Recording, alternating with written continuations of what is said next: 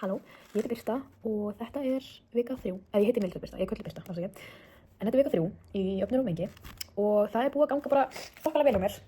Ég er búin að setja upp rosa gott skipulag þegar kemur að stærðfræði. Ég tek minn tíma í stærðfræði, ég er alveg, ég get alveg verið mjög lengi með eitt dæmi, en samt bara því, ef ég er að læra eitthvað nýtt, einhverja nýja aðferð eða nýja reglu sem kemur, þá get ég alveg verið bara í klukkutíma með eitt dæmi, en leið og það klikkar hvernig ég geri dæmið, bara svona alveg sjálf, þá get ég bara gert 9 dæmi, bara ekkert mál, bara á 40 mínútum, bara sama tíma eða eitthvað. En já, ég get tekið minn alveg langan tíma í að læra mörg dæmi, þannig mér finnst það svolítið mörg dæmi, en það er náttúrulega bara út af hvernig ég er, skilurðu.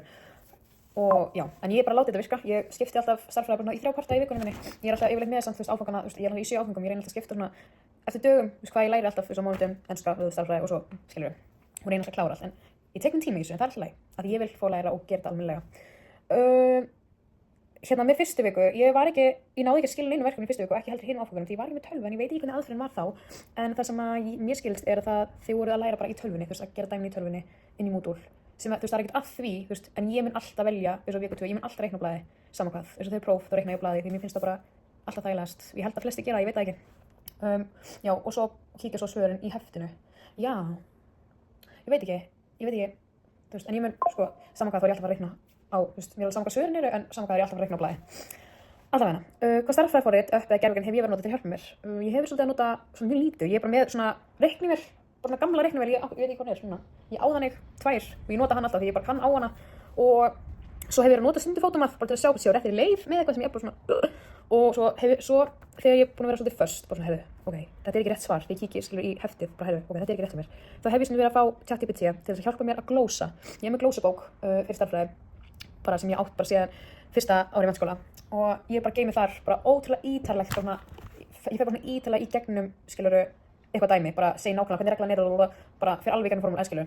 Og það hjálpa mér alveg rosalega, en já, ég er ótrúlega geymin, það er bara alltaf leið samt. En það hefur svona allt bara, já, gekk rosa vel og ég ætla að fara bara yfir, já, það sem ég væri svona ósað til í, ég væri til í að það væri svolítið alltaf svona útskýringarmyndbönd á ekki öllum dæmum, en bara svona, það getur verið öðruvísi dæmi, það þarf ekki að vera dæmi sem er bara svona eitthvað öðruvísi svipað dæmi, myndband frá þér, af því það hefur hjálpað mér svo mikið, eða svona skilur, þegar ég hef verið bara svona, það hefur hjálpað mér svo mikið, að þegar það er bara, þú útskýrir bara eitthvað smá, þá er ég bara, já, allan, þetta var alltaf langt, takk, ég ætla að fara að setja inn myndbandi sem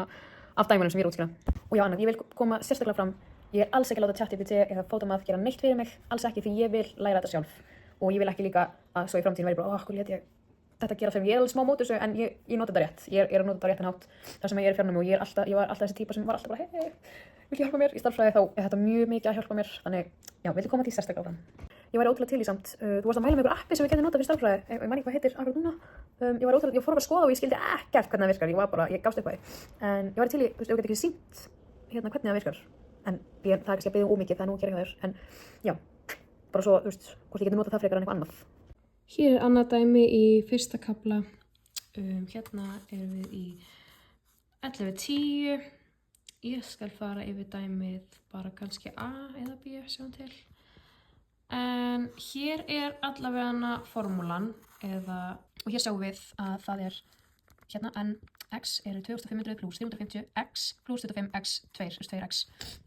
Já, þá bara setjum við dæmi, þá beðum við að nota n12, þá ger ég bara aftur skrifa niður 2500 pluss 350 sinnum, hérna er x og enginn, það er ekki pluss en mínus er deiling, þá setjum ég bara margfalda ég, sinnum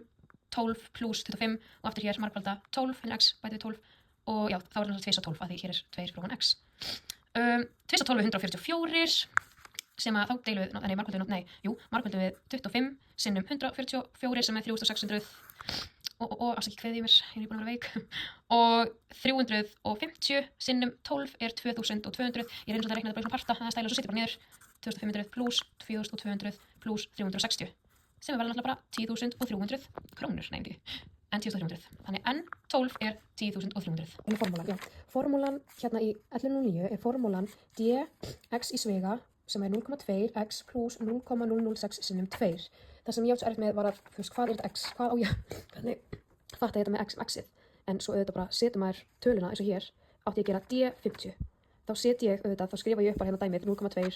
og svo spæti ég við það sem er x, það set ég 50 og svo pluss 0,06 og það sem er x, þar bæti ég við 50. En auðvitað, þegar það kemur ekkert inn á milli, eins og hér er ekkert mínus eða pluss eða sinnum, þá setur maður alltaf, hér á milli margföldun. Ef það er ekkert inn á milli þá á maður margfalda, já. Og þess að maður setur maður 50 og svo hérna alltaf 2 hérna fróman og þetta þýðir sem sagt að maður á að deila með 2, þú veist, 2 sinnum 50. Og hér er ég, já, hérna kemur, já, 0,2 sinnum 50 er 10. Ég reikna það bara í reiknivél. Svo setjum ég niður bara hérna, plus 0,006 sinnum